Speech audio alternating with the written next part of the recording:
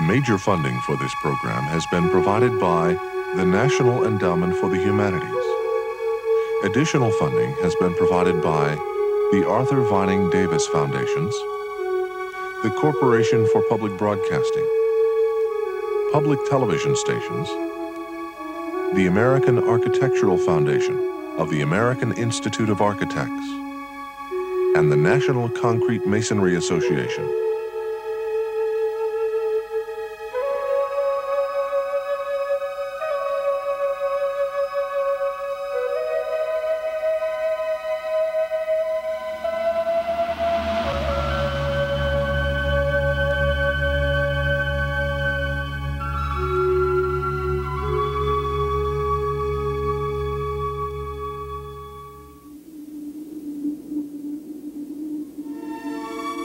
These are the pyramids of Giza.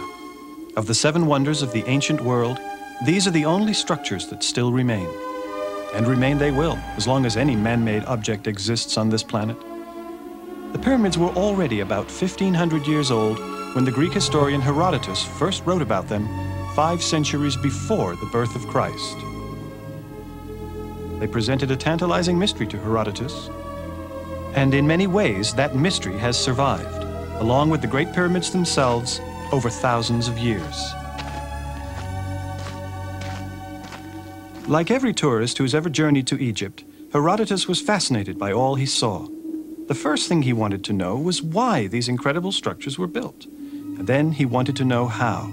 How could a society which existed 2,000 years before the flowering of his own magnificent culture have been powerful enough, ingenious enough, dedicated enough, and organized enough to have erected such imposing monuments on the edge of this unforgiving desert? His first answer was the Nile. Herodotus called Egypt the gift of the Nile, and one glance at the disparity between these arid sands and the green Nile Valley tells us why. For it was here, between the edges of the desert and the banks of the Nile, that civilization first appeared in the form of early settlements.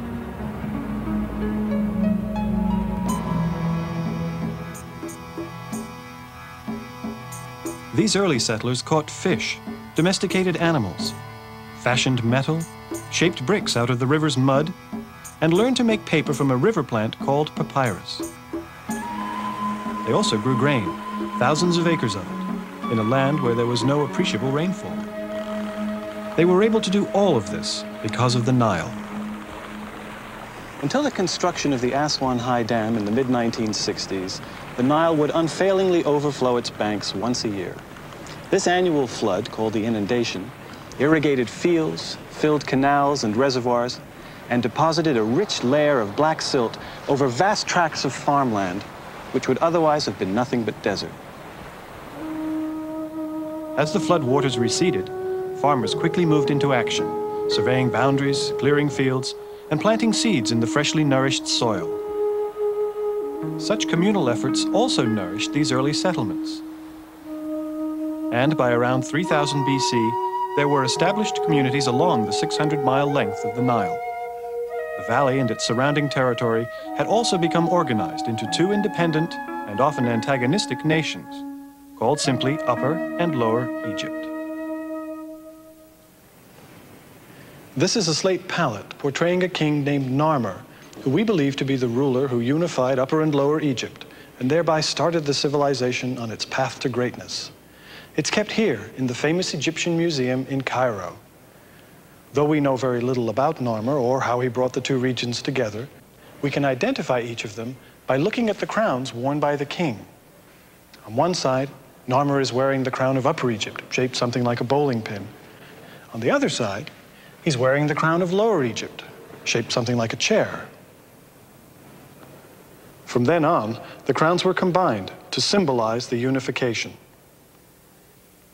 After Narmer, there were approximately 30 dynasties, spanning about 3,000 years of ancient Egyptian civilization. Historians group these dynasties into 3 major periods: the Old, the Middle, and the New Kingdoms. Our story takes place in the Old Kingdom's 4th dynasty, about 2500 BC. It is the story of Khufu, one of Egypt's most illustrious kings and the builder of the Great Pyramid. It was during the Old Kingdom that Egypt was becoming the major civilization of the world.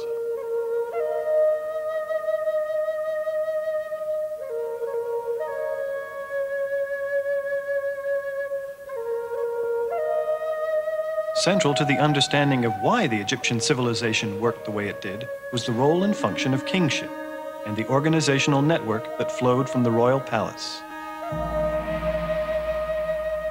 Although the king was all-powerful, he was supposed to be led by a guiding concept known as Mat.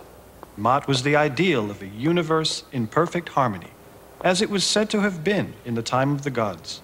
This perfect order also had to do with right and wrong, and how the society as a whole functioned. Mat was often represented as a goddess who wore a single feather in her headdress, symbolizing the delicate balance between stability and chaos, both in the universe and within the human condition. The king stood at the apex of a pyramid society, a few people at the top, supported by a huge base of peasants and laborers. This was an aristocratic culture, ruled by a privileged class which drew power from its relationship to the king. And this king was not merely a privileged mortal. He was also considered to be a god who drew his power from the very essence of creation. The world began as a watery chaos, which was called Nun. And it was from this chaos that the sun god Re emerged onto a mound.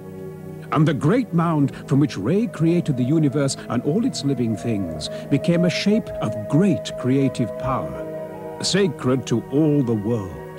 But unlike other mountains upon this earth, the only being who can ascend to its pinnacle is the god himself, the living son of Re, king of Upper and Lower Egypt.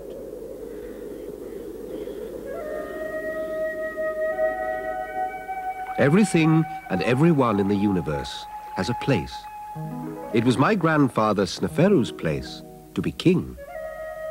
Now he has become Osiris, ruler of the underworld. And so it is my father, Khufu's place to be king. As it will someday be my older brother, Khawab's. That is all part of the balance of Mat, and it is most important that Mat be maintained in these troubled and difficult times after the death of a great king. All of this has been taught to me from a very young age by the royal vizier, Ankaf, who knew that it was my place to be a scribe, a man of learning. Hodedef, you will be our eyes and ears throughout the kingdom. Thank you, sire. And you will help keep my name alive when I leave this earth to become Osiris. Not for many, many years, I hope, father. Whenever it happens, we must be prepared for it. Yes, we certainly must. Which leads me to the subject of your own eternal home, a great lord of the two lands. My pyramid must be every bit as grand as my father's. Indeed. But without the compromises forced upon the builder. As you recall, Ankaf, when my father's first pyramid was half completed, cracks and faults began to form, and there was clearly instability within the structure. Yes, I recall it well. So at that point, the architect decreased the angle of ascent to 43 degrees. Leaving a structure which appears to hesitate on its rise toward the sun. My father is not a man for hesitation. But as your majesty sees, in your father's second pyramid, the one to the north, the same slope is maintained throughout the height, rendering a perfect structure. Not quite. You will build me a pyramid as daring as his first began, yet as massive as his second. In short, the greatest pyramid of all, so that no one who sees it can doubt the power and the glory of the King of Egypt, from now until the end of time. And you will build it not in the shadow of my father's pyramid at Dashur, but across the great virgin expanse at Giza.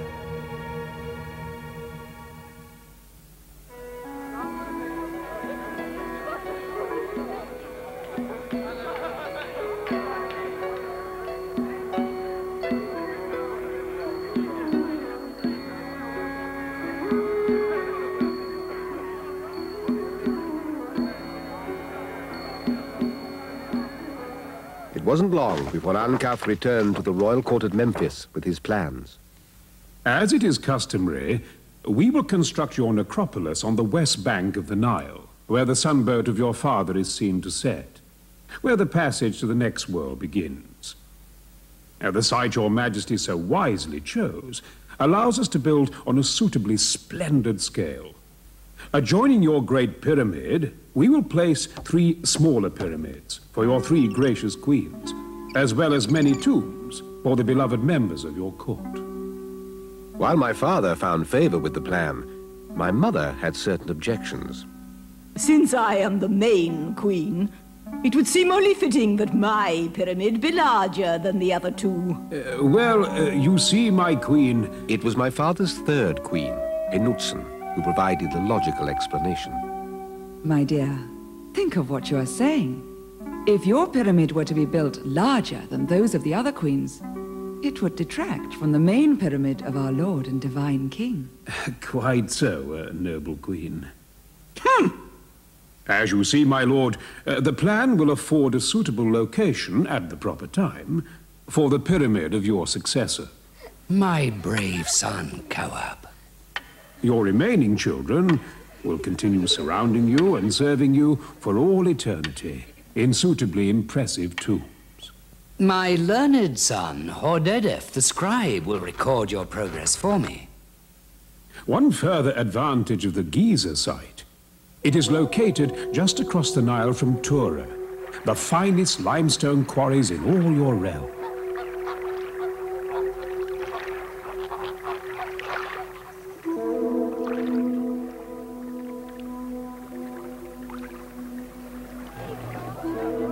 When the river is in flood stage, it will be a relatively simple process to ferry the blocks across from Tura. And we will have our main quarry close by to provide the thousands of blocks we will need for the inner core. The site itself is now being cleared and leveled. And so that the pyramid may serve our king as his pathway to the imperishable stars, it must be laid out in precise relation to the 4 corners of the earth. Once completed, we will be ready to begin. Now we are ready to begin. This way. It's all here, just as we suspected. Quickly now, gather everything together. They won't hold the door for us all night. Minak. Yes. Thank the gods it's you. As always, your help is appreciated. The plan you drew was completely accurate.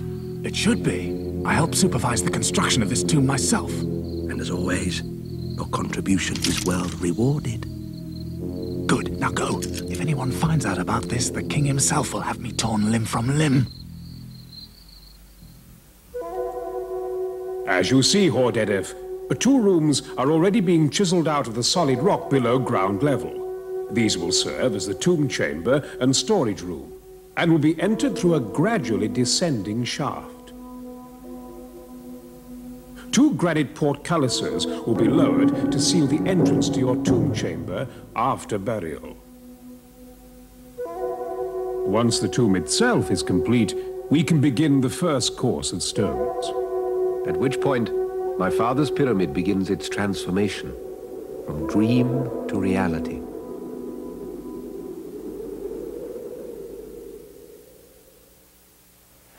Building elaborate tombs for the monarchs spanned the history of ancient Egypt, a history dominated by the belief that the god king, if properly cared for, would live forever to maintain and protect his people. We're in the impressive tomb of Seti I, who ruled this land 1,200 years after the events in our story. By Seti's time, the search for safe and practical ways to care for the monarch's body and afterlife had led away from the highly visible and monumental pyramids to secret tombs cut from the solid rock of southern Egypt's Valley of the Kings.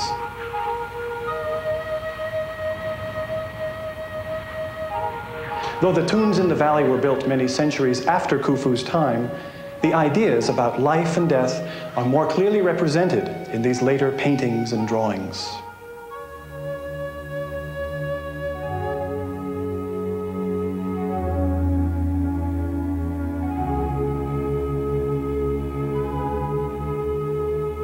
tomb like this would have been filled with religious objects, gold, jewels, and furniture. Everyday items, such as food, drink, and clothing, would have been brought each day by priests to an offering temple. After all, Seti would need to get dressed, eat, and be entertained here, just as he had been during his life on Earth. Built into the ancient Egyptian word for life was the assumption that we would each continue functioning forever. All classes believed in an afterlife, but remember, this afterlife was to be a perfect extension of life on Earth. So commoners would remain commoners, and kings would still be kings. So much for upward mobility.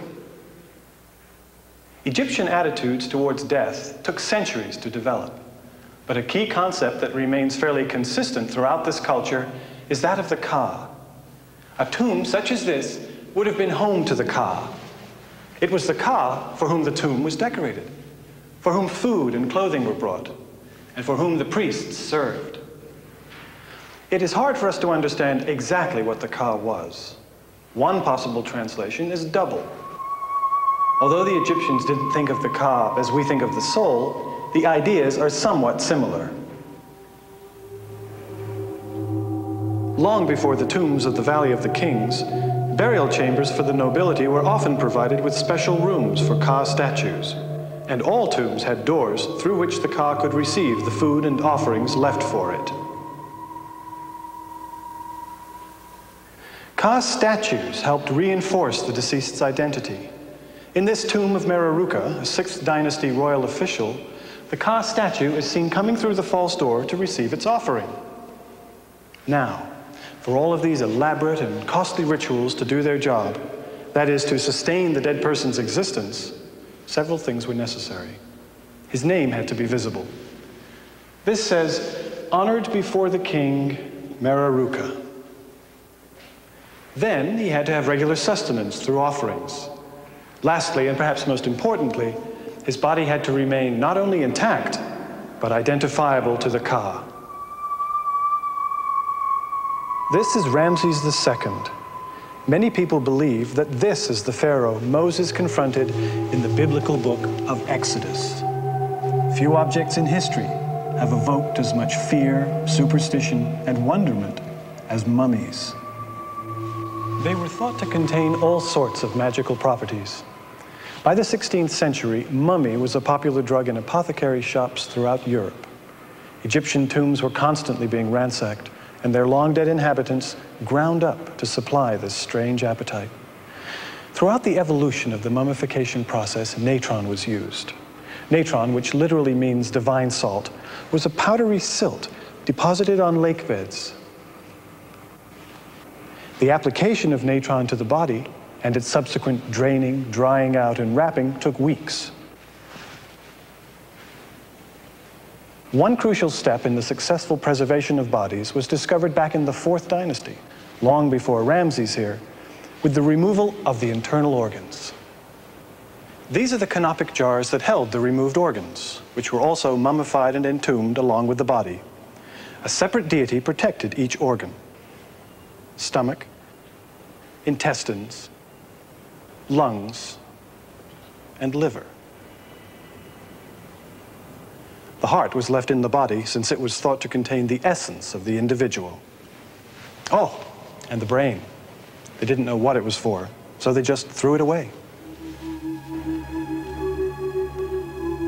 Over the centuries, mummification and burial practices became more elaborate. Coffins eventually came to resemble the individuals inside. These mummiform coffins further identified the dead, particularly the deceased king, with the god Osiris, ruler of the underworld, who was always shown wrapped as if a mummy. The Osiris legend is one of the most potent and embracing themes in Egyptian thought and culture, about a god hero who died and then lived forever in the next world. It was a story at first only connected to kingship, but later developed to offer similar hope to all Egyptians.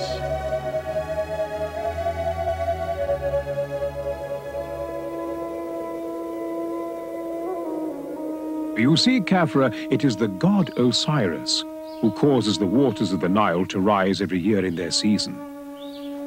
As a son of the king, I have many brothers and sisters, but of all of them, The one closest to my heart is my young brother Khafre, who shares my sense of wonder of the world.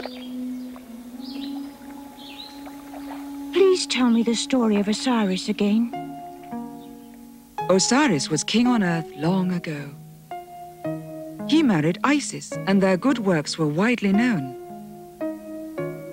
His brother Seth, whose rages were like a wounded hippopotamus, became jealous and plotted against him. He killed Osiris and rent his body into many pieces. Then he threw them into the river, where the current carried them swiftly away. Oh, the wailing of Isis, who would not forsake her dead husband. But the love of Isis could not be broken. With the help of the jackal-headed Anubis, she found the pieces of Osiris, and through her own powerful magic, put him back together. And he reigned over the kingdom of the dead, where he continues to this day. Isis then sent her son Horus the falcon to avenge the treachery against his father. While he is alive on Earth, the king of Egypt is Horus, the vindicated and unvanquished. And when he leaves this earth, he becomes Osiris, ruler of the kingdom beyond. And each new king becomes Horus and maintains the delicate balance of Ma'at. Mother, will I become Horus one day too? I do not think so, Khafre. Your brother Kawab is first in line to be king. But I am sure your future will also be great. Yes, I think it will be. As the years went by, it was easy to imagine the great things his mother predicted for him. As before my very eyes, Khafre, you have grown tall and strong. Thank you, Father. As you recall, son of Re, 2 rooms have been cut out of the rock 15 feet below ground level and have been covered over by granite slabs. This is only one more consideration which assures that your car will be protected by the greatest structure ever built by man. At this point, we are beginning construction on the Queen's pyramids, all in a neat, even row. Would that my queens themselves were so orderly.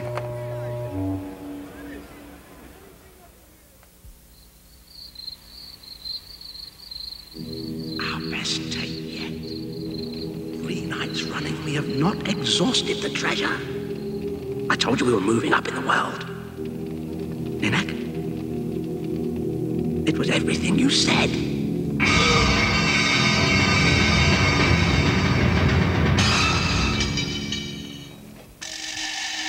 Relate another story to him, Jedefra. He was so impressed by the last one. It took me weeks to learn it, Mother. And even if I tell another story, Hordedef will only tell a better one. Anyway, Kawab is my father's favorite. He is the one who will someday be the king, not I. Nothing is impossible, my son. I never know what to do. Try to act the part. Even Khafre behaves more regally than you, and he has no chance compared to yours.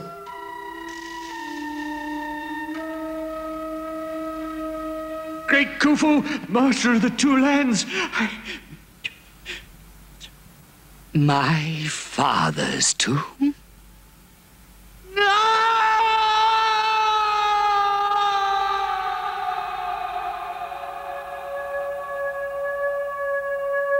The plundering of my grandfather's tomb was a matter of grave concern for the well-being of his car and the stability of Ma'at. But, like a true scholar, Ankaf learned from all he encountered. As a result of the unfortunate occurrence at Dashur, Your Majesty, we are taking several decisive steps. First, we are moving your father's resting place to a site where he will have the best protection. Whatever treasures and possessions were lost can be replaced, as long as his body remains intact for his car to recognize. Quite so. And then what of my tomb, Ankaf? It will be even more attractive to robbers than my father's. I have studied the problem at great length, my lord, and have come up with the following solution. It was here that Ankaf's brilliance shone forth, with a plan so innovative and daring. Virtually every other pyramid follows the basic plan of a passageway from the north, leading directly down to the burial chamber cut out of the rock below ground, as we have already constructed here. But in this case, it will foil any tomb robbers, because we will move the location of your father's eternal resting place to the very heart of the pyramid. Huge stones will block and conceal the real entrance. And halfway up the actual passage, another corridor will divert intruders to this empty room here, leading them to believe that the tomb has already been plundered. Little will they suspect that just above the ceiling here, a grand gallery leads to the true tomb high above. Secure in the knowledge that everything was under control and that every imaginable detail had been attended to, my father and I left them to discuss the construction. The king could now rest easy. Yes, but can we rest easy? What do you mean? Though the robbers of Sneferu's tomb were captured and most of his treasure recovered, they had already destroyed his body. Oh, dear. But the king is unaware of this. Oh, dear. If he knew that his father's sacred car was now homeless... Oh, say no more.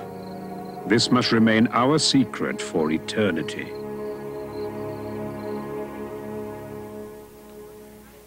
To build such difficult, expensive, and obviously monumental structures solely for the dead may seem a misplaced priority on a modern scale of values. But tomb building for the monarch was so inextricably tied to Egyptian life and thought that these structures must be understood in a much broader context. For one thing, the pyramid was the means by which the dead king climbed to the sky, a sort of ladder to the heavens, if you will. And then there was another important theological teaching. It held that the universe itself came from a pyramidal hill, which may offer some clue to the meaning and significance of the pyramid shape to the ancient Egyptians. Before the Egyptians built great pyramids of stone, high officials and even kings were buried in chambers under rectangular stone structures called mastabas. The mastaba remained the burial form of the well-to-do almost until the end of the Old Kingdom. But around 2650 BC, an architect and vizier named Imhotep designed for his king Zoser a truly elaborate tomb and created the world's first great monument in stone, the Step Pyramid of Saqqara. Previously, the use of stone in buildings had been limited. Most structures were made of mud brick. But here at Saqqara, we see the first architectural expression of the need to preserve the dead king in a tomb that would last forever. Zoser's pyramid is made up of 6 rectangular mastabas of decreasing size, one on top of the other. Underneath is the tomb chamber. From an engineering standpoint, the step pyramid was somewhat tentative. Blocks were cut small for ease of handling. Steep inclines were avoided. But the overall effect is stunning. Around the pyramid, there's a vast array of buildings constructed for important ceremonial purposes.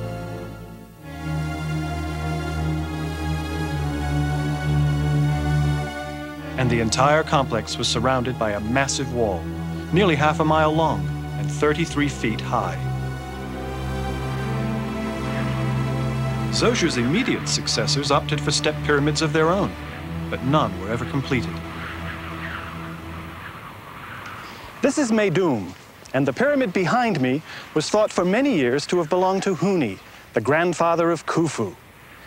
Recent scholarship now points to the possibility that it is yet another pyramid belonging to Sneferu, Huni's son and the father of Khufu. He was a busy guy.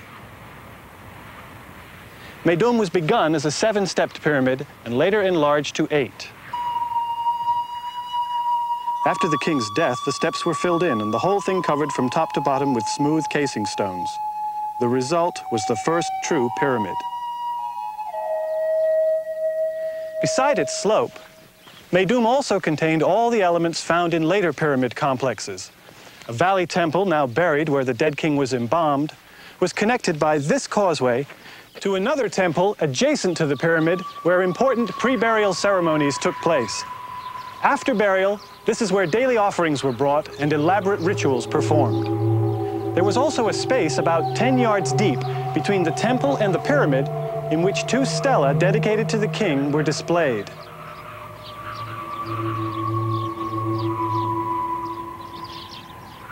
The entrance to the underground tomb chamber was positioned above ground level on the pyramid's northern face.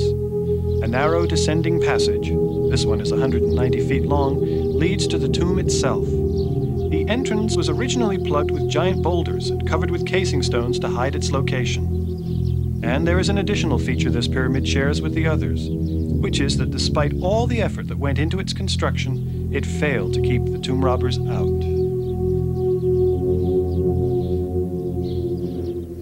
When they were finally completed, pyramids and pyramid temples like this one at Giza were great hubs of activity. These temples used to be beautiful buildings, filled with statues and covered with wall decorations. The entire pyramid complex was designed to be perpetually maintained, and this required a sizable staff of priests and retainers, as well as workers to sustain them. Pyramid complexes became almost like small cities, cities for the maintenance, the worship, and the preservation of the god-king.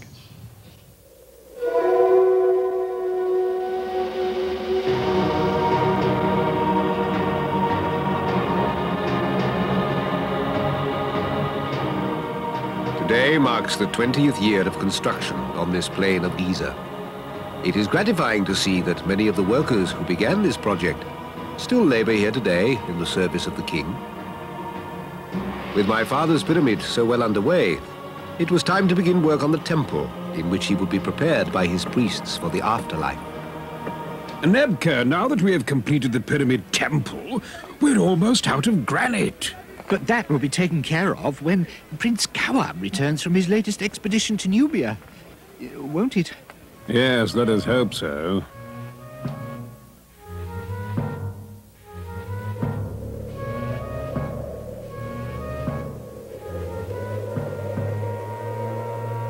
Noble Prince, we have seen Nubian warriors in the hills.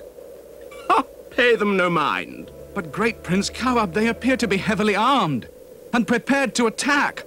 Do you forget that I am the son of the living god Khufu? Those nomads cannot harm us. Forward, I say.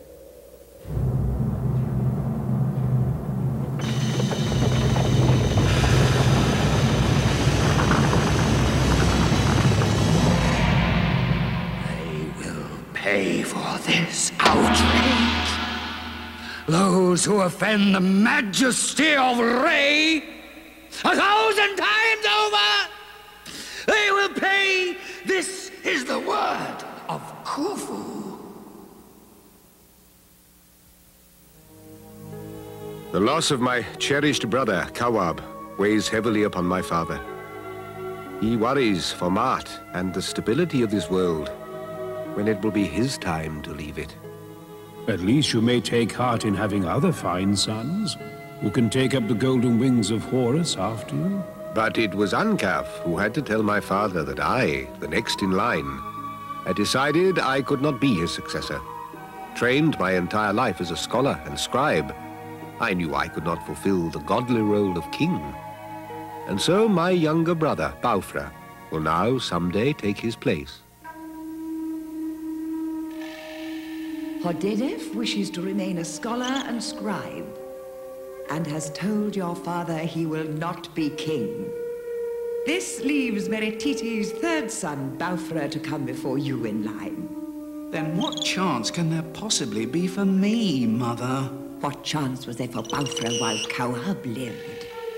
Your thoughts are not grand enough, my son. That is your only problem. It was not long after Kawab's tragic passing that my 3 brave and royal brothers set out on a leopard hunt. Baufra, I am told, was envious of the noble animal Khafra had slain, but Jadephra generously confided to him where he might find an even greater leopard.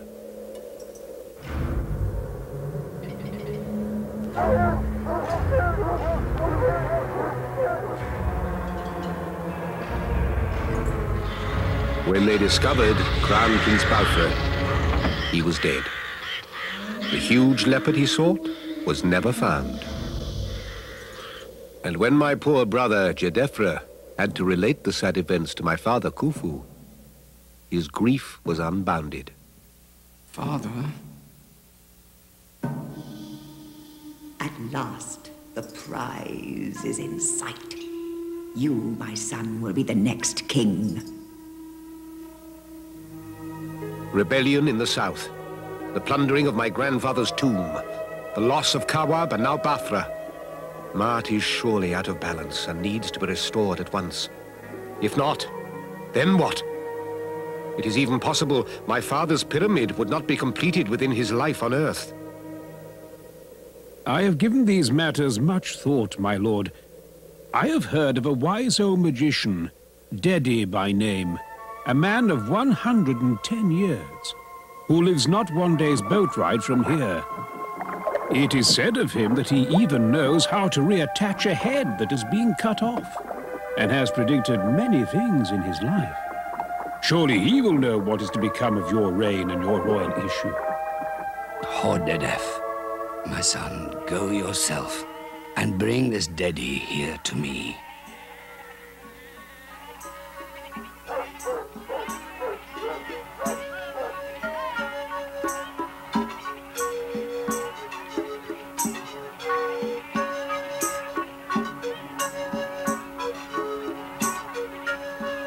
We stayed the rest of the day in Dedi's village and accepted the hospitality of his household. For me, it was an experience to be remembered and cherished, as I had never before been afforded the opportunity to observe how common people lived.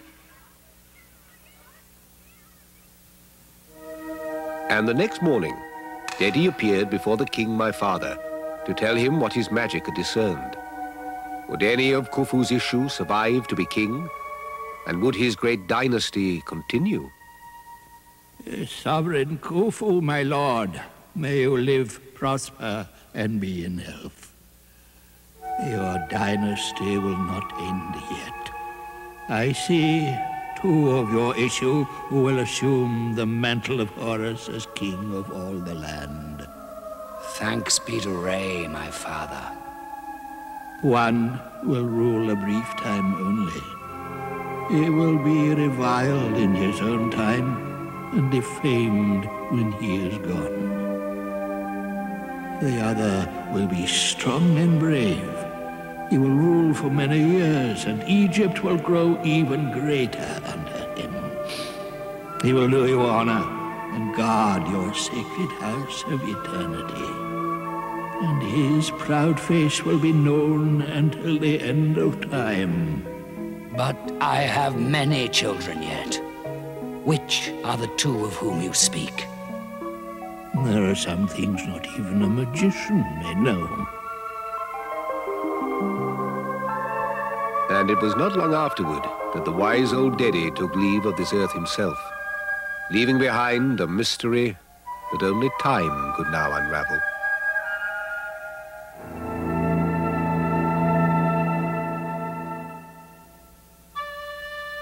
Experts at hyperbole love to recite the facts. It covers 13 acres, or the equivalent of 7 square blocks of Midtown Manhattan. It contains well over 2 million blocks of stone, some weighing as much as 15 tons. It stretches 755 feet along each of its 4 sides, and is so close to geometric perfection that the difference between the longest and the shortest sides is only 7 inches. And each side is aligned with one of the true directions of the compass. It rises at an angle of 52 degrees to a height of 481 feet, about the size of a 40-story office building. The Great Pyramid of Giza, an eternal monument to one of the towering figures of history.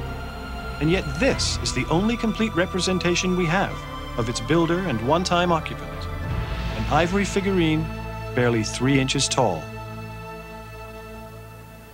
On the east side of the Great Pyramid are 3 smaller ones, which scholars have concluded were probably the tombs of Khufu's 3 main wives. And just beyond, a virtual planned community of mastabas for other family members and court favorites. The sides of the Great Pyramid now look like giant steps, but they used to be smooth, covered with a casing of polished limestone, like the casing stones on top of the other huge pyramid here at Giza. That one is only slightly smaller than Khufu's, but it's built on higher ground, which makes it appear just as large. We can see quite clearly here at its base how surface rock was neatly chiseled out of the surrounding limestone bed during the leveling process. The stone was then used for core blocks. In fact, all of the inner stones for the pyramids were quarried as close to the worksite as possible. The only exception was the fine limestone used in the casing. It had to be transported from Tura across the river. They're currently restoring the outer casing of the step pyramid at Saqqara with white Tura limestone, which will give us a sense of what a finished pyramid must have looked like. Tura limestone is relatively soft and was easily quarried with the simple tools and techniques the ancient Egyptians had to work with. They chiseled slots into the stone, stuck wooden wedges into them, soaked the wedges with water, then waited for the wedges to swell and break the stone free. Quarrymen also used stone hammers, metal chisels, wooden mallets, copper saws, drills, and finely ground quartz sand.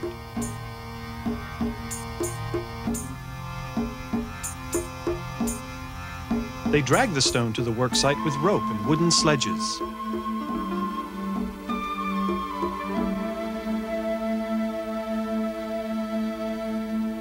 It's questionable whether the Egyptian builders ever knew of construction machines more elaborate than the large sledges hauled by gangs of laborers, or the smaller wooden rockers used to move the stones around once they were up here. There is evidence that they tried using animals and other construction aids, but they apparently decided that simple manpower was the best way of all. No pulleys were used to raise the heavy blocks. They were simply dragged up ramps of mud, brick, and earth. And once they reached the appropriate level, they were levered into place, but not before the masons had cut them with incredible precision. Even the large granite casing stones like these on the third pyramid at Giza fit so tightly together that you can't slip a piece of paper between them. The hauling was done by gangs of conscripted peasants, most of whom probably worked seasonally, a few months stretch after the harvest and during the inundation. But they were not slaves. They were paid with food and clothing. And once their annual work for the state was completed, they returned home to their fields of wheat and barley, either a little worse for wear or in great shape. Take your pick. Of all the debates over pyramid construction, probably the most spirited is the one over the type of ramp system used. Some people believe a single ramp was built from the local quarry to the top of the pyramid. Others maintain that 4 smaller ramps spiraled around the sides of the pyramid, each beginning at one of the 4 corners. And there's yet another theory that seems to combine the previous 2. Though the debate continues, it's encouraging that the issue has settled on ideas about building techniques, rather than on preposterous and demeaning notions of astral visitation and black magic and so on. As it turns out, ancient civilizations did possess the technical skills, the determination, and the imagination to build such structures, and without the help of alien astronauts and supernatural forces.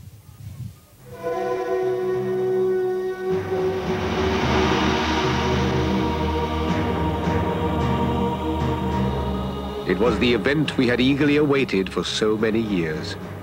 The capstone has arrived, Your Majesty.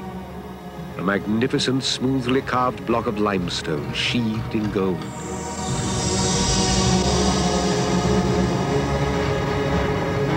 At the top of the final course, we have chiseled a slot into which the capstone will be secured. As the mud brick ramps are removed, scaffolding is erected so the workers can chisel away the steps of the casing, leaving the entire surface smooth. As they complete their task, others polish it to brilliance. With that, my father's great pyramid was complete.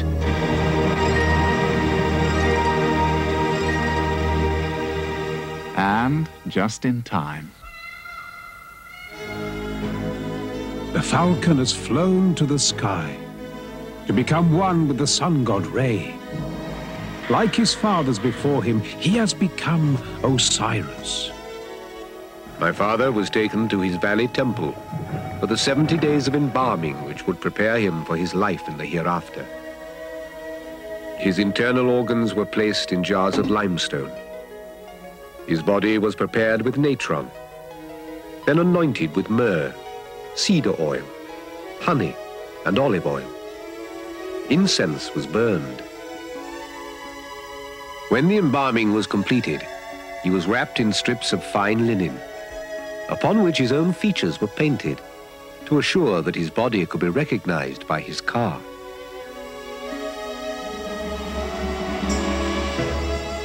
The burial chamber was furnished with everything my father's ka would need to live there for eternity. From the valley temple, my father's body was taken up the sacred causeway to his pyramid temple, and here his mouth was opened by the high priest, allowing him to partake in the offerings that would keep him alive forever. And here he was awakened to his everlasting life as Osiris. As my brother, Jedefra, became the falcon, Horus, king of this life. At this moment, my mind traveled back to the words my father had said for his father, Sneferu, as the dead king was placed in his pyramid. Hail to you, ladder of the god. Arise, remove your earth, raise yourself that you may travel in company with spirits, for your wings are those of a falcon. Cross the sky and make your abode among the followers of Osiris, the imperishable stars. And deep within the pyramid, inside a case of granite, my father's body was placed to rest, to watch over us, over all Egypt, his people, safe and protected for all time to come.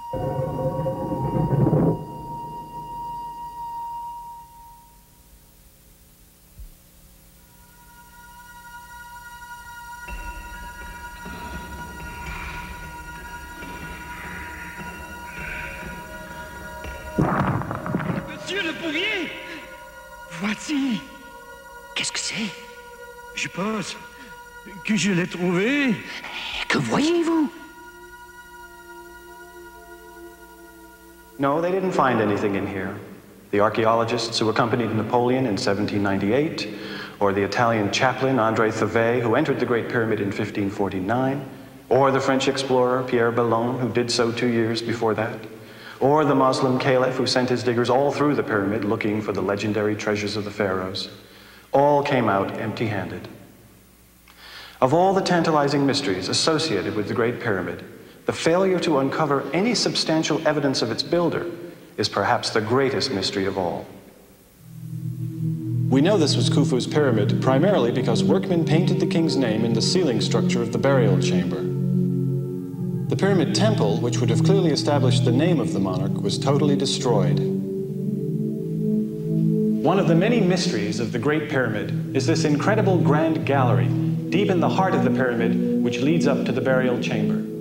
Our story offers a possible explanation. No other pyramid contains a burial chamber so high up in the structure itself, and no other has such an impressive way of getting there. We have the pyramid itself and nothing else. A situation tomb explorers found over and over again, which is what makes this particular tomb in the Valley of the Kings so extraordinary. This is the tomb of King Tutankhamun, a monarch of the New Kingdom's 18th dynasty, who probably died before the age of 21. Though he might have had a relatively small impact while alive, his significance in death was enormous. Of all the tombs of the Egyptian kings, Tutankhamun's was the only one to survive intact. And that was only because it was completely covered by rubble and debris from a later, larger tomb. It was discovered in 1921 by the English archaeologist Howard Carter, working under the backing of his patron, Lord Carnarvon. The treasures they found in just these few small underground rooms take up an entire wing of the Egyptian Museum.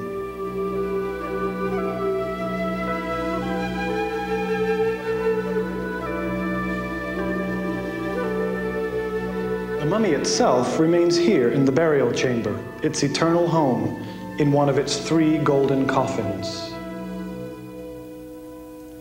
The Valley of the Kings became the final resting place of Egyptian monarchs following the decline of the pyramids. We don't know for sure why they stopped building pyramids. Probably their tremendous cost and their inability to keep out tomb robbers had a lot to do with it. But even here, it's clear that the old shape remained sacred, High above the Valley of the Kings, a natural pyramid formation etches the sky. It wasn't an abrupt transition from the pyramids of Giza to the valleys near Luxor. While it all may be ancient Egypt to most of us, 15 centuries separate Khufu and Tutankhamun. And for a good deal longer than that, very little was known about this fascinating culture. One reason being that much of its remains were covered over by the desert sands. The second reason little was known or understood about ancient Egyptian civilization is that it had no way of communicating its secrets with us. Hieroglyphic writing was nothing more than a series of interesting but obscure pictures. Well, that all changed in 1799 with that same Napoleonic expedition that entered the Great Pyramid. This is a replica of a chunk of black basalt unearthed by one of Napoleon's soldiers in the delta town of Rosetta. It is inscribed in 3 alphabets: Ancient Greek, Demotic, a script used in Egypt at the time of the Greeks, and the even older hieroglyphics. For more than a decade, many people tried to match up the words among the 3 texts, but with little success. Then in 1822, a Frenchman named Jean-François Champollion cracked the puzzle, and the language of the ancients came alive. The most important clue came in the matching up of royal names, which are spelled out phonetically in the hieroglyphics. The royal names are encircled by oblong rings known as cartouches. Here, for instance, is the name Ptolemy in hieroglyphic, Demotic, and Greek. All the gold of Tutankhamun almost pales in comparison to the value of this intellectual discovery. One of the reasons we have such a rich legacy of artifacts and information, much of it about everyday life, is that so much of it was included in the tombs for use in the next world.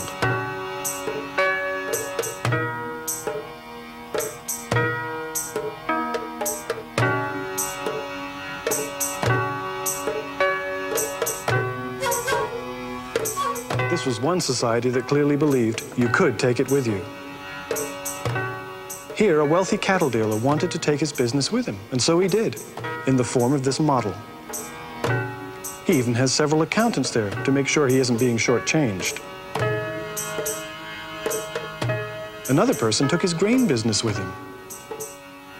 And another was evidently fond of sailing. While someone else had more use for heavy manpower.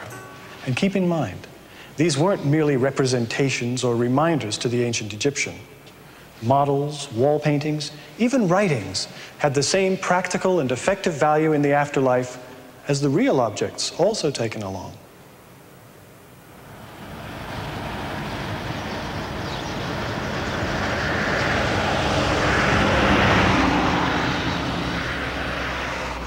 So we have some answers to what this civilization of so long ago was actually like. And the search for more of them continues, as it has in earnest now for almost 200 years. Like Howard Carter and Jean-François Champollion, modern archaeologists and scholars from Egypt and around the world are still searching for clues to those elusive mysteries, which may lie just below the surface of the desert sand, or may remain as inscrutable as the Great Sphinx, the protector of so many tantalizing secrets over the ages. The Sphinx is part of the second pyramid complex here at Giza, which, despite the way things were going in our story, does not belong to Djedefre. He is thought to have been entombed about 5 miles to the north at Abu Rawash. Almost nothing of his pyramid remains, and it is doubtful it could have been completed in the scant 4 years of his unremarkable reign. It took a far stronger, more powerful, and long-lived monarch to build the second of these 3 mammoth structures, to inspire, challenge, and fascinate forever. Mother, will I become Horus one day, too? I do not think so, Khafra. Your brother Kawab is first in line to be king, but I am sure your future will also be great. Yes, I think it will be. One will rule a brief time only. He will be reviled in his own time and defamed when he is gone. The other will be strong and brave. He will rule for many years, and Egypt will grow even greater under him. He will do you honor and guard your sacred house of eternity. and his proud face will be known until the end of time.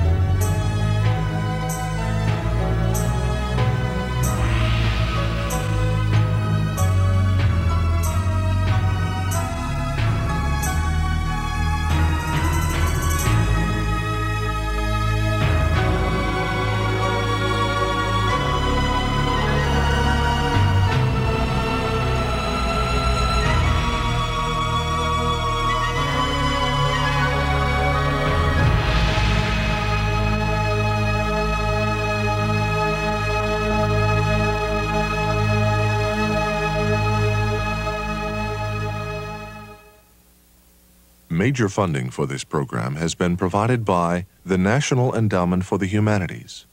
Additional funding has been provided by the Arthur Vining Davis Foundations, the Corporation for Public Broadcasting, public television stations, the American Architectural Foundation of the American Institute of Architects, and the National Concrete Mason